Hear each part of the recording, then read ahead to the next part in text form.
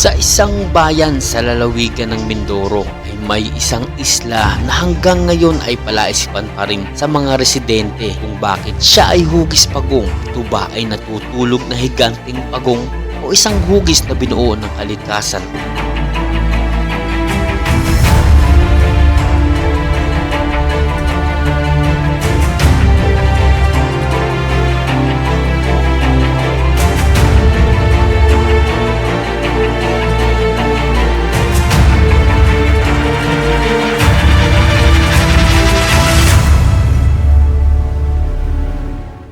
Bago namin marating ang Turtle Island ay kailangan naming sumakay ng barko papunta sa Calapan Oriental, Mindoro. Mula Calapan ay kailangan naman namin bumiyahe papunta sa bayan ng Pola at mula sa isang barangay ay kailangan pa rin naming sumakay ng isang bangka para marating namin ang Turtle Island. So mga kaponyo, after ng mahabang biyahe mula Batangas City hanggang dito sa Oriental Mindoro ay narating natin itong barangay Tagumpay dito sa bayan ng Pola at makakasama natin si Kuya Eman. Siya yung bangkero na magdadala sa atin dun sa sinasabi nilang hugis pagong na isla. Ang pangalan ng islang ito ay tinatawag nilang Tuhod Island, pero marami nagsasabi na bakit ito ay hugis pagong.